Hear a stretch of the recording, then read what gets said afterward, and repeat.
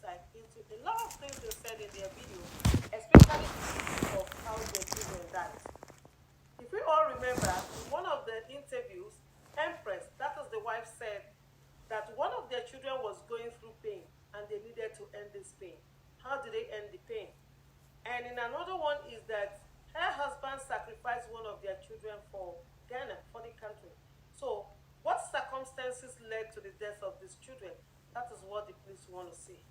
When we made the first video, it made it to look that this man decided to stop following Christ because Christ allowed his children to die. But a lot of revelation has been made during the interview with Kofi TV that is going to send boost pimples to your body. And to the point that a child they declared dead in one of our TikTok videos, Esha is still alive, and Esha actually gave his own testimony of what he knew was wrong with his father and his mother. So this is kind of a disclaimer because a lot of things I'm going to say in this video might be scary to you. So if you know you cannot take it, please skip this video. The story we heard was that Empress Lupita is the first child, and she actually ran away from home and came down to the city where she was living and enjoying her life in a hotel before God Papa the Greatest met her and married her. So when they were operating their church, they noticed that the more the husband grew spiritual, the more they were losing members, and they needed to equip the church with members. So Empress traveled all the way from Ghana to Nigeria to seek for power. When she returned from Nigeria, she actually came back with a substance with which she cooked for her husband, and as soon as the husband ate that food, that was the genesis of his problem because he never became normal again. That was the point whereby he pulled down his church, turned it into a farm, secluded the place so that nobody will have access to the compound where they lived. And Empress never stopped to cook for her husband nasty food, which she never tasted in most of her videos. Whenever she's making this food, she's always calling it a new recipe where she was actually cooking with a frog for her husband. And another point, she was actually cooking with a snake. And when this food was being prepared, you will see that it is only the husband, God Papa the Greatest, that will be eating this food, and Empress will not eat out of it. But when the interview was made with Esha, that is the child that they said was dead in one of their TikTok videos. Esha is alive and is an 8-year-old boy, very smart when he was granting interview with Kofi TV team.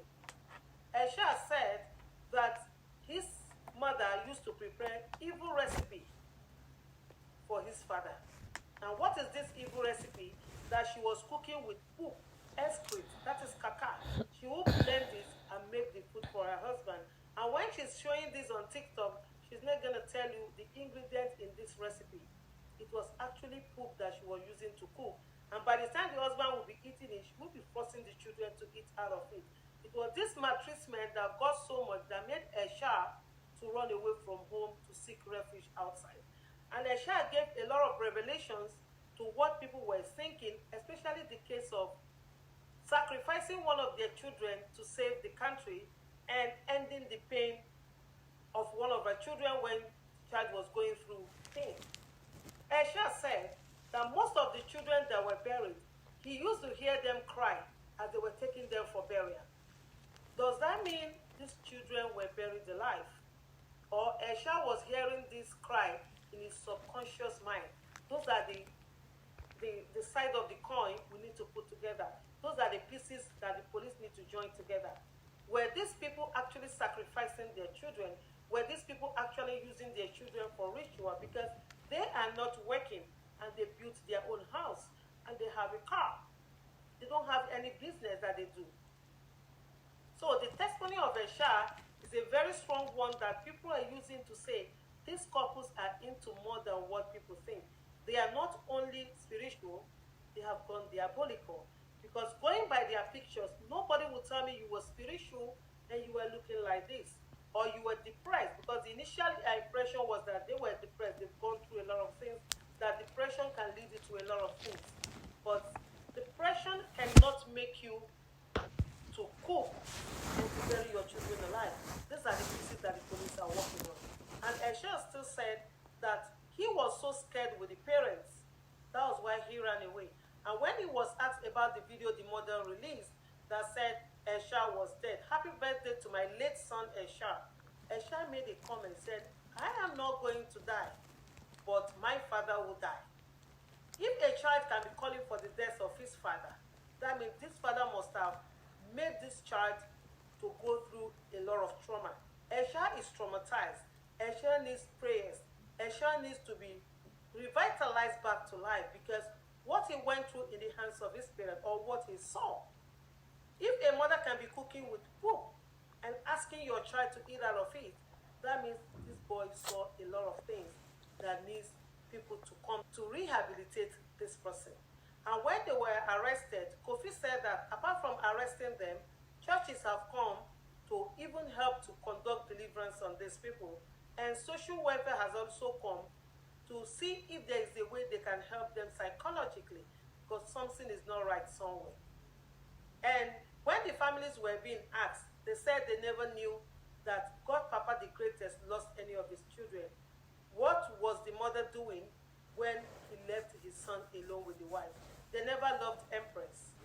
They never welcomed Empress because of the testimony they heard that Empress was from the kingdom of darkness to pull down their son.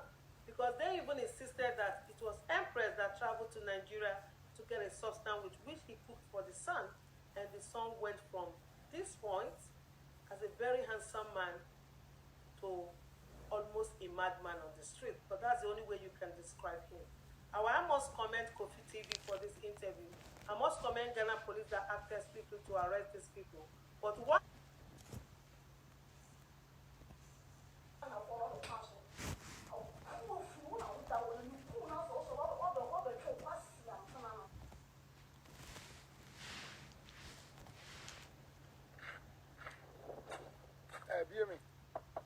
Open.